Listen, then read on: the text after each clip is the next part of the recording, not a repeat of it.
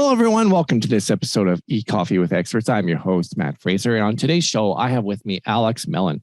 Alex is the co-founder of Smartsites, an award-winning web design and digital marketing agency located in Paramus, New Jersey. He is an award-winning entrepreneur and keynote speaker and has over 10 years of digital marketing experience. He's also a graduate of Babson College, one of the top entrepreneurial schools in the nation of the USA. Alex has been featured numerous times in Businessweek, Forbes, and other publications. In 2001, he was named number 19 of teen entrepreneurs in the US by Young Biz magazine. Alex, thank you so much. It's a pleasure to have you on the show. Thank you for the intro. Great to be here. Yeah, right on. So Alex, besides doing marketing, what do you like doing in your spare time?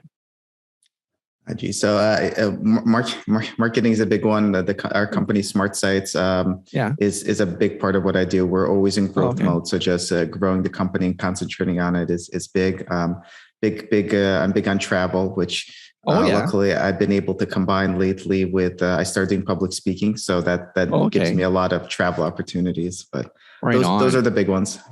Yeah, traveling and working on the business. Yeah. That's awesome. So what were you like in high school? For instance, what was your favorite subject?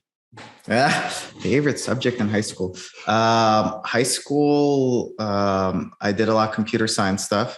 I actually started my first business when I was still in high school in 1997.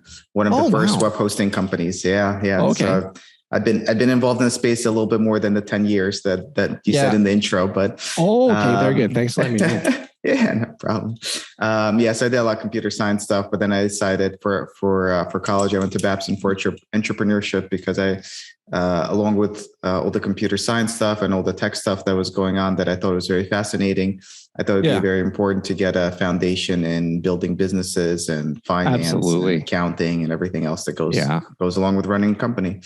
Yeah. It's interesting. It's one thing to know how to do marketing and SEO. It's another completely thing to know how to run a business doing it. That's what I've found.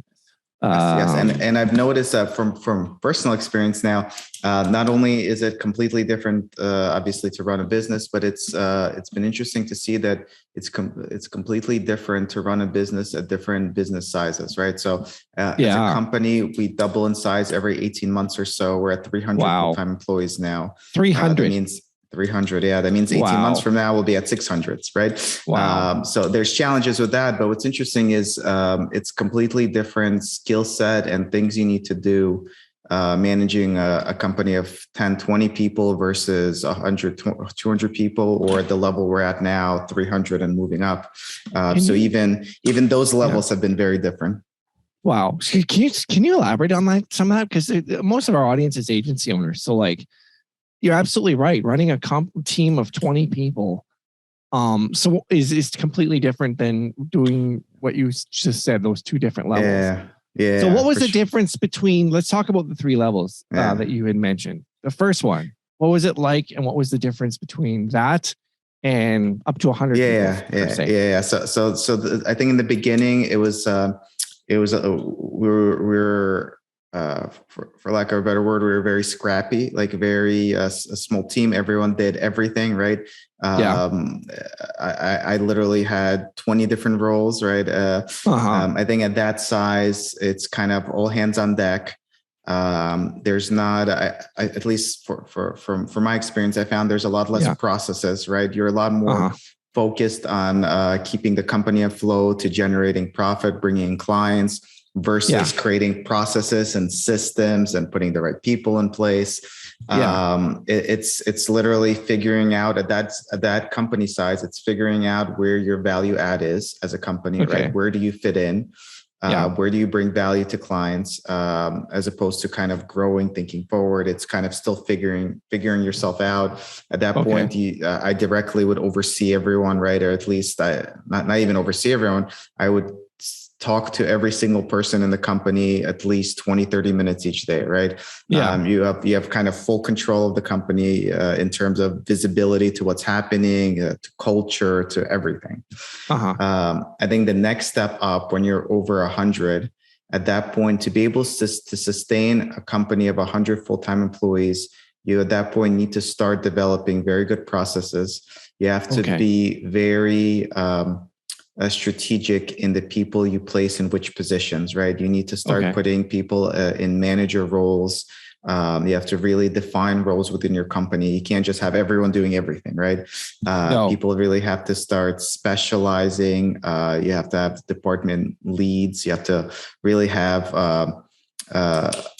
a lot more guidance placed from my level to all the way down. There should be guidance, training.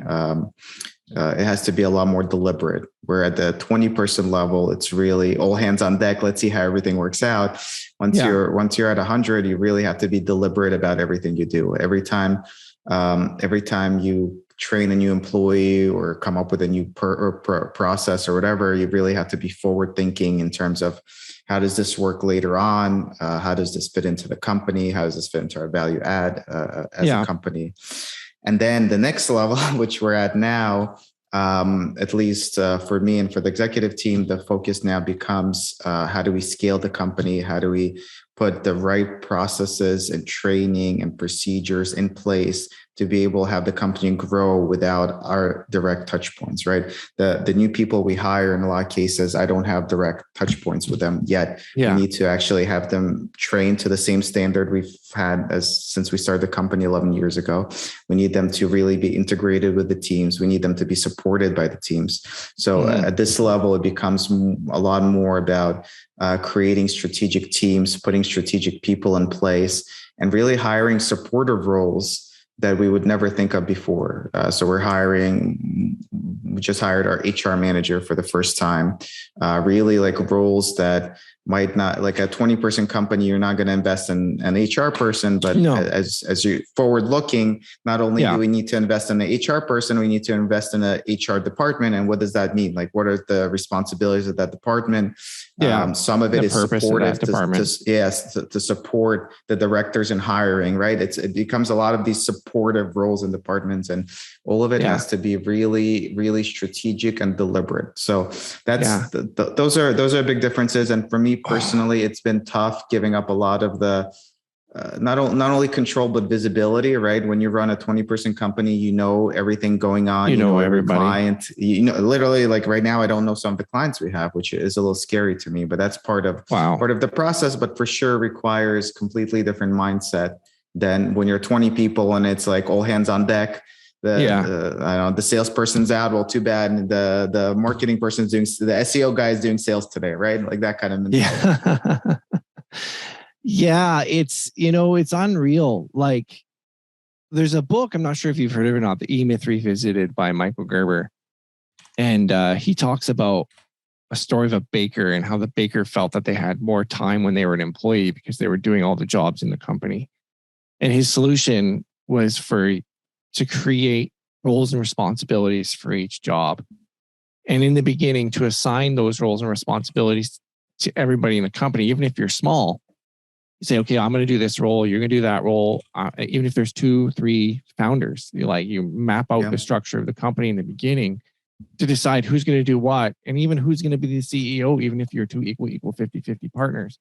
Because someone needs. I do that. So I run the company with my younger brother. We own a 50-50. So for sure, we've always had that in place. And luckily, even though we didn't deliberately come up with distinct responsibilities, we're just different enough that we naturally gravitated towards different things and don't overlap much. So just worked out naturally. But I agree with you 100% that you definitely, even at the smaller company level, if you have multiple owners, you really need concrete responsibilities and roles.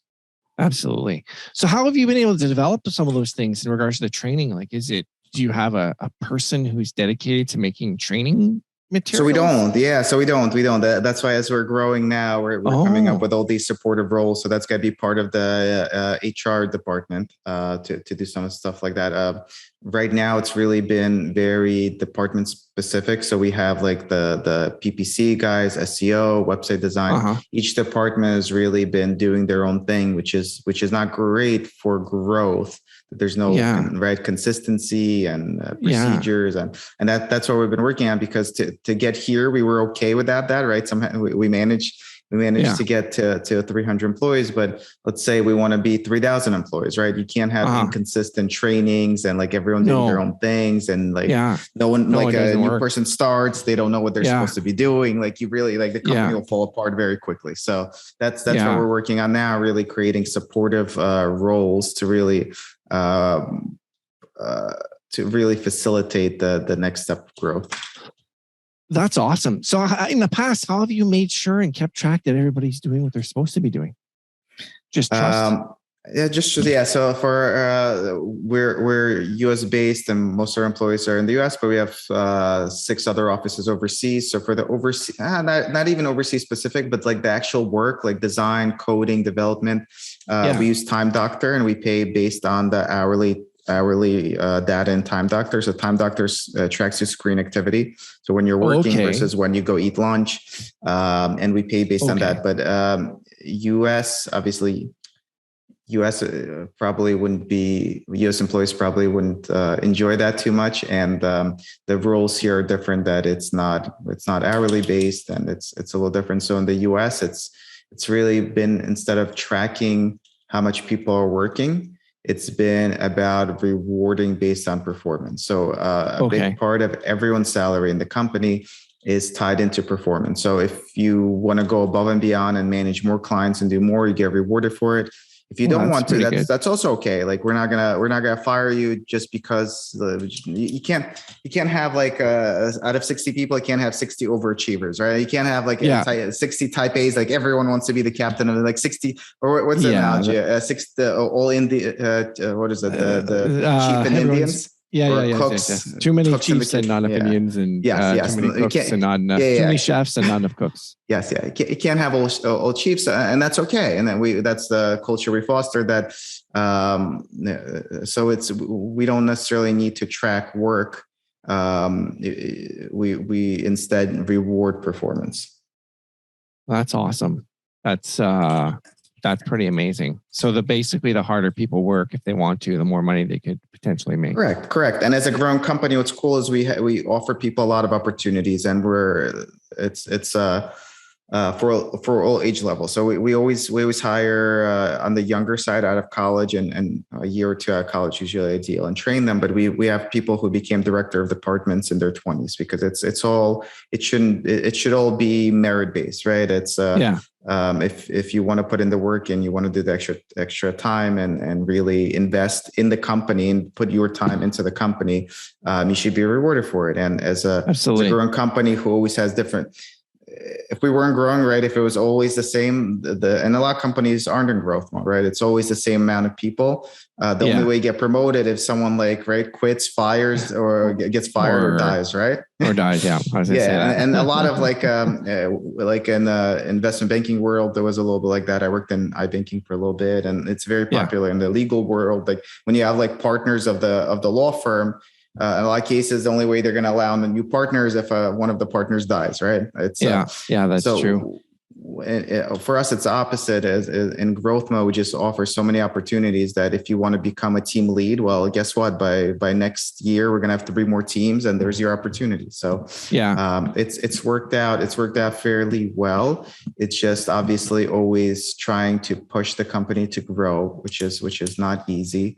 And really keeping up with that, because you overhire and you'll run out of money and go out of business. You underhire and your quality of work goes down, your reputation goes down, and you go out of business. It's a very fine line of growing. That's what I was going to ask you, because like a lot of, from what I see, like knowing what your cost per action is for like your SEO packages or your web design, knowing like the hardest part for me anyway, when I was running my agency, was giving people accurate quotes based on the information they gave me for a web design, and then being able to control that and figuring out how long that was going to take, and also figuring out what my profit was going to be, you never know. And especially complex projects, right? You could wind up going in the hole.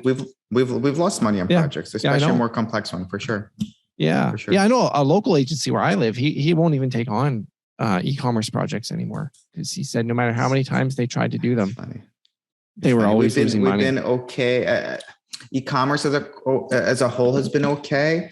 Out of all the platforms we work with, Magento projects, and it's ironic because I'm speaking at a Magento conference next week in New York City. But Magento as a whole, the Magento projects, for whatever reason, just always come out more complicated than originally scoped. So we're trying to right the ship a little bit on the Magento projects. There's just more moving parts as opposed to like e-commerce, like a Shopify or WooCommerce. There's just less moving parts. It's a lot. Yes. Shopify is already pre-built, right? You're not reinventing the wheel. With Magento, someone wants like a custom membership program to be able to send points to friends and stuff. We do our best to scope it out, but I don't know, 3 months into the client's like, oh, I want it completely different now. So for sure, there's always challenges. How do you handle that when clients totally change the scope of work? Do you requote them?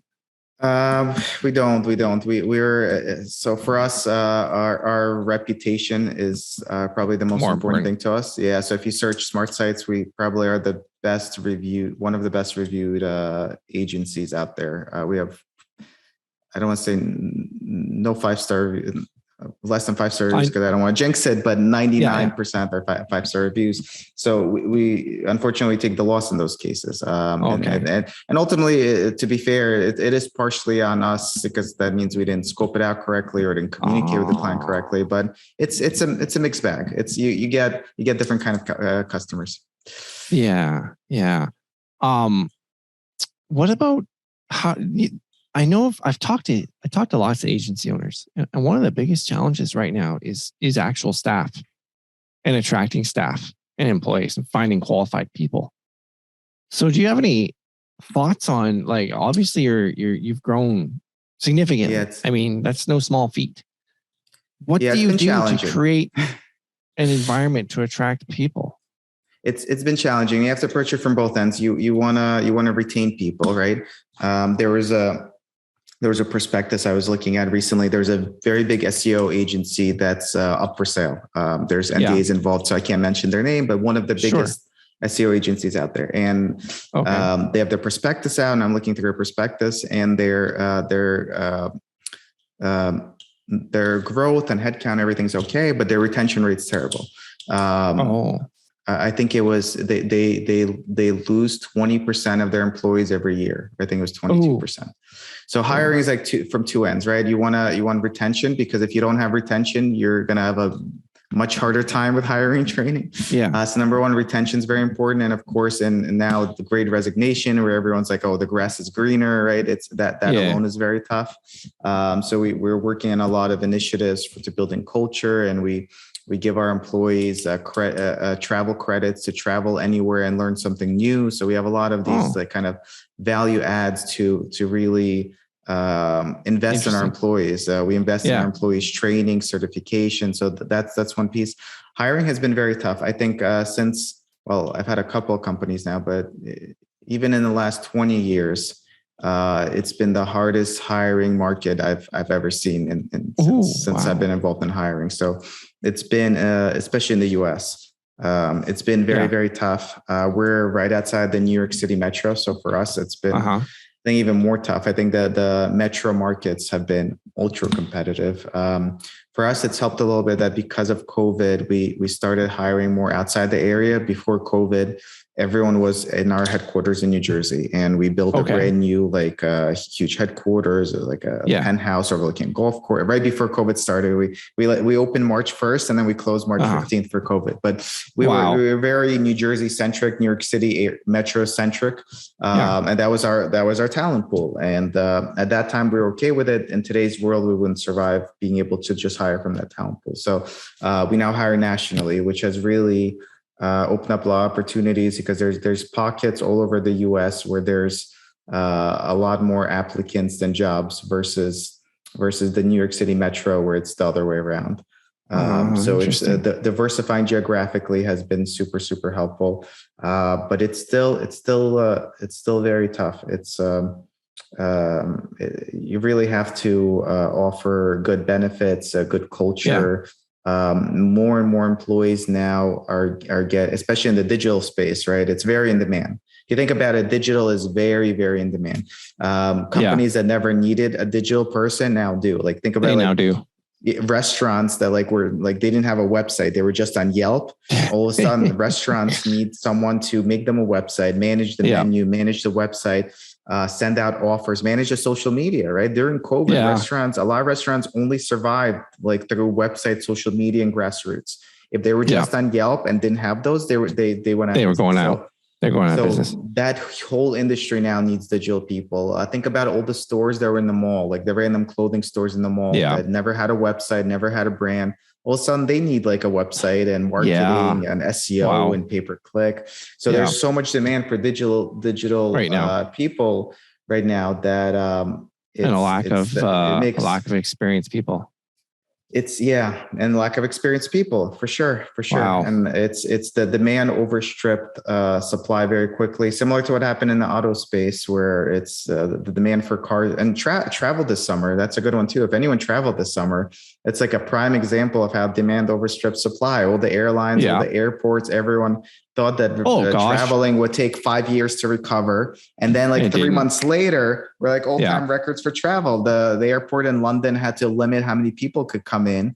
They didn't have the personnel. It's not even the physical place. They didn't have the staff. The personnel. They couldn't hire enough staff to process and they make tons of money. It's not, they were paying any salary they could take. They physically were not any people. So I think it's just I don't think it's a long-term thing. I think it's a 1-2 year thing, but right now hiring for sure is very tough. And you just got to understand that the applicants you give an offer to usually are going to get a couple more offers. So a lot of it is, if you think the applicant is a good fit for your company, is your company a good fit for the applicant, right? And you point out that's one why, and you really have to point out to them that this is why I think that we're a good fit for you. We think that, and really, that's the only way to go. It's you can't anymore just do one interview and send an offer and then expect them to take decide. the job, right? So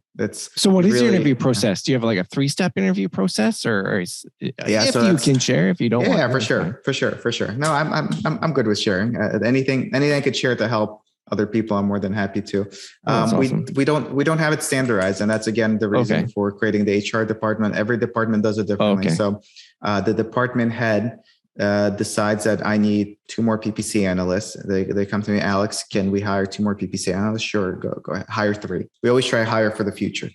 And then they start the interview process. They usually get people in the team involved to do a part of the round. Usually we try to do 3 rounds, no more than 3 rounds, right? 1 or 2 rounds. So usually someone on the team talks to them, and it's more of a conversation than an interview to make sure that's a good fit for everyone. Because for both sides, we want to make sure they're a good fit. We want to make sure they're a good fit for if we hire someone and 3 months later they're like, man, this company is not a good fit for me, right? Everyone loses. Yeah.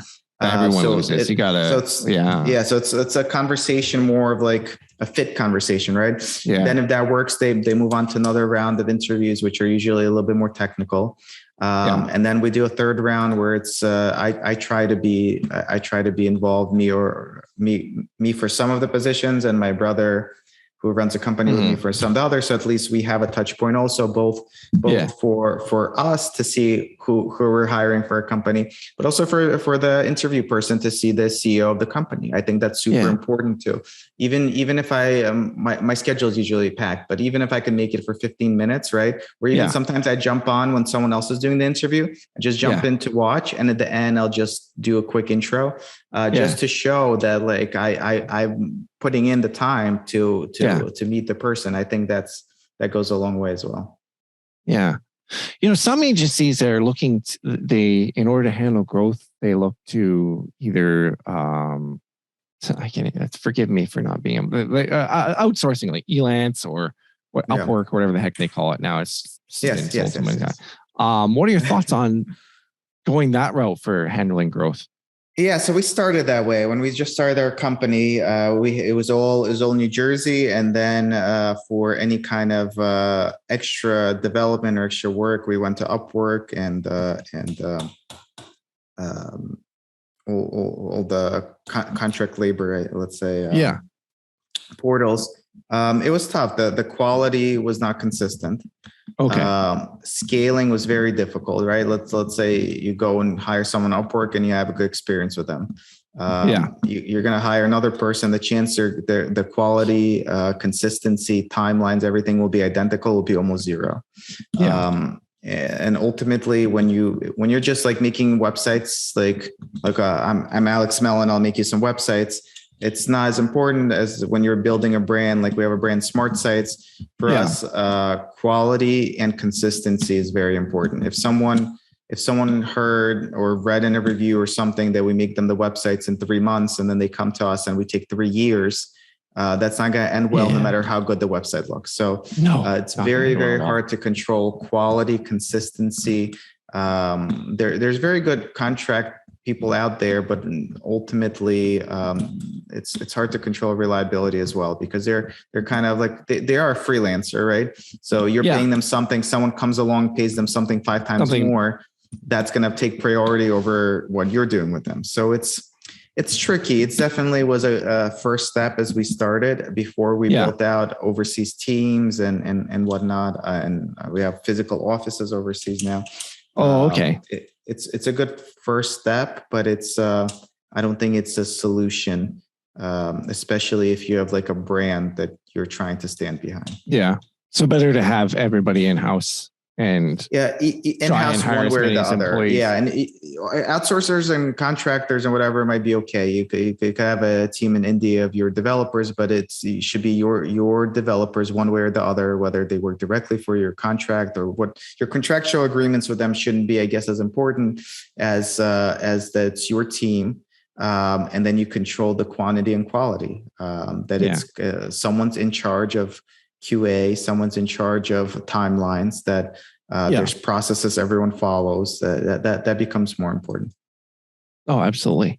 So what's it like running the company with your brother? Do you find it challenging, or are you guys best friends? Do you have a great Yeah, it's been interesting. So we have 6-year age difference. So I think that makes a little bit of a difference. I hear when people are closer in age. Oh, my daughters are close in age and they fight all the time. So I hear being closer in age is more difficult. My brother and I were 20 months apart and we fought like cats and dogs. There you go. My kids are 11 months apart. So it's always, everything's a fight. But we're good. I think we're just very, very different. Like I'm more of a financials person. Like I do the financials. I do, I handle the IT stuff just because I have a background in it. I have a lot of experience in all the going to business school, all the operational, financial, bureaucratic stuff.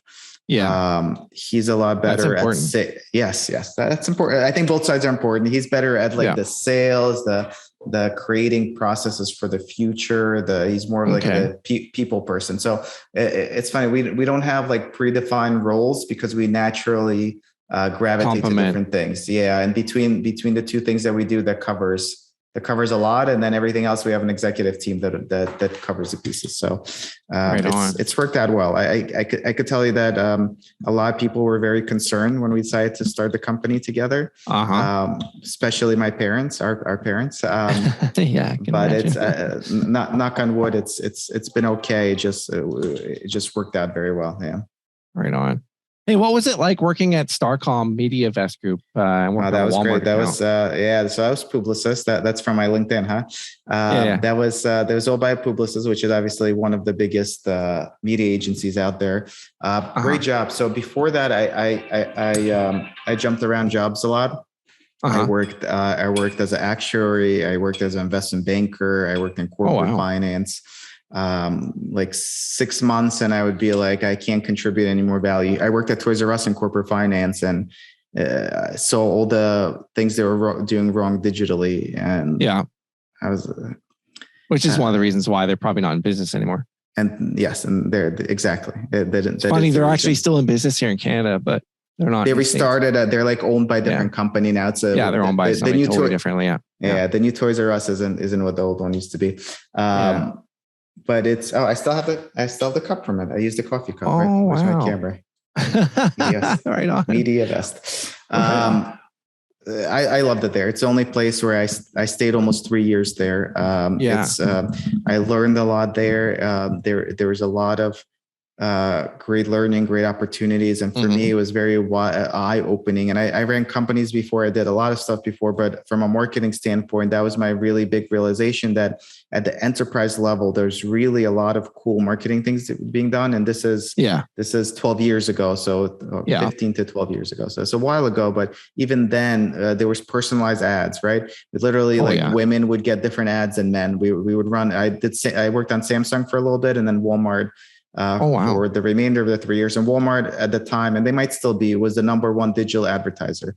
Digital was the least important thing for them. It was all the way at the bottom of the totem pole. It was lower than billboards. They would spend 10% Just wait a minute. only. Yeah. For Samsung or Walmart? Walmart. For Walmart. That's how low digital marketing was. It was their lowest thing. It was a little bit under 10% of their marketing was $1 billion and a little bit under 10% was digital. They made me run banners. I remember this one of the holidays. I went to Yahoo. We bought all their banner inventory on Yahoo's homepage for the holidays. And the banners wouldn't click anywhere because Walmart was like, right now, our website's not the priority. So we're not, literally the banners would not click anywhere. How crazy is that? That's absolutely, totally 100% insane as a digital marketer. I don't understand. Yes, but the cool stuff was that it was super personalized ads, like the different demographics, ages, genders. We get different ads, like really cool things that small, medium-sized businesses just had no ability, budget to do. for. Not even budget. I don't think they knew that kind of stuff existed. Yeah, probably 15 not. years ago, let alone now. Like our SMB guys, like the roofers and the plumbers.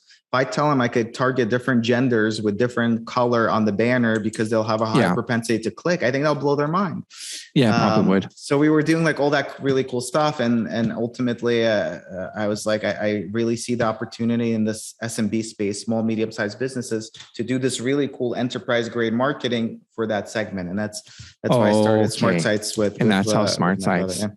Right on. Yeah. My brother was doing some SEO stuff at the time. He had one of the first SEO agencies back 15 years ago, and we kind of merged the businesses and we started it and been growing ever since. But yeah, I loved MediaVest. It was one of my best experiences, and the amount of flexibility and control they gave me there over my day-to-day and responsibilities and everything is really a lot of those pieces I try to emulate at Smartsites. So I had a very good experience. So it really impacted who you are today with what you learned from there. For sure. And I still use a cup. So right on. Do you think it's important for people to follow that same path, to like go and work for someone else like that in an industry to get experience? Yeah, it's tough. So my brother went right at college when we started the business as he was graduating. He was in Cornell, and we decided that if he could graduate in 3 years, because I didn't want to wait a long time for this. If he could graduate a year early, we'd start the company and graduate in 3 years, and we started. So my brother did not did not go through that experience, and I think it's okay for him.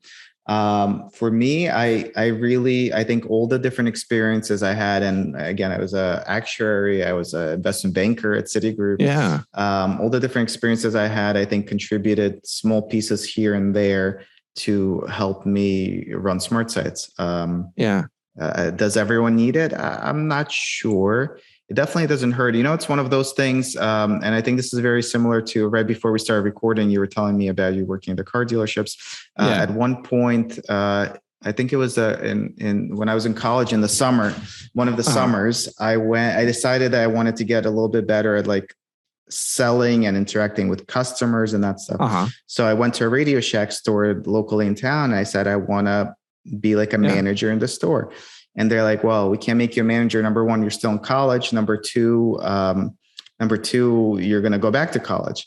So I told them, like, never mind, I'm dropping out of college. I want to be a manager. They made me a manager. So I was a manager of a Radio Shack store for the summer. And I think it was very similar to the experience you were telling me about at the car dealership. It was very eye-opening for me because I'm not very good at the person-to-person interactions and sales stuff and customer service, and it's doing it in person is so much more challenging. At least for me, it was than I ever thought.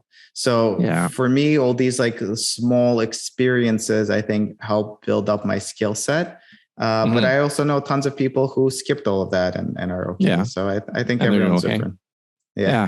So I guess it depends on personal personal. Yeah, I mean, from your standpoint, do you think it helped? I guess doing all that car dealership sale, being on the sales floor and everything. It did actually. Yeah, 100% for sure. I don't regret doing it. It stretched me as a person. It gave me more confidence and enabled me to learn how to sell. And I think selling cars is like even people in the industry, selling cars is completely different from any other industry because of the nature of the industry and just the product. And it's just, it's hard to explain until you're in it. And I think it's a good skill set to have. Would you have been okay without it? Probably, but I think for people who already have agencies, I wouldn't say, "Oh, go quit your agency and go work at Radio Shack," right? No. But people just starting out, I would not pass up on the car dealership sales position, right? I don't know. Yeah. There's negative connotation to car sales people and stuff, but I wouldn't pass up on it. You don't have to do it for life. You could just go and like you did, I think you'll pick up very valuable skill sets. Yeah. And I sucked at it when I first started. I don't know if I mentioned that or not. I absolutely sucked. As everyone does starting something new. I started public speaking a couple of years ago. I'm a terrible public speaker, right? All of high school, college, I avoided it like the plague. I'd be like, you guys present, I'll do all the work, you guys presented. Eventually, you really have to step outside of the box and to pick up skills. And I'm lucky enough to have a lot of experience in the tech space from the mid 90s that I get invited to speak at a lot of events. So for me, it was only I just had to force myself to actually accept, right? Like I'm not going to speak. I'm not going to finally just accept it and did it. But and I record all of them and they're all at my website, alexmelen.com. And I'm afraid to even look at the old ones, but and I was terrible. I'm sure I was terrible. I felt I was terrible. I knew I was terrible. I'm sure I was terrible. So it's all about repetition. It's all about improving yourself. And now I'm a little bit better. I was just paid to speak in Prague last week, which was really cool. And I'm really, I can't say I'm the best public speaker, but I'm definitely working. You're growing. I think like anything you do, for sure. If there's some people who are natural salespeople and they could go into a car dealership. There are, yes, and they'll be fine. But for the majority of people, they're not. And the only way you're going to get better at is if you go and do it. If you did not go and like you did work in that kind of role, you wouldn't have developed those skills. There's just no other way around it. No, and I also was a big fan of what Anthony Robbins taught me is if you want to be good at something, find someone who's already good at it and then do it twice as much. So I found training from a guy who guaranteed you'd be selling 90 cars you'd be selling 20 cars a month in less than 90 days if you took his training. Otherwise, you got to take it for free. So keep taking it for free until you did. So, and in less than 90 days, I was selling more than 20 cars a month. I went from 6 to 8 to 14 to 20 and sold 22 in my final month before I got into marketing there. But anyway, it's amazing. It's been an absolute pleasure talking to you and having you on the show. I could easily talk to you for another hour, but I know that it's coming to the top of the hour. So how can our listeners get in touch with you if they want to do so?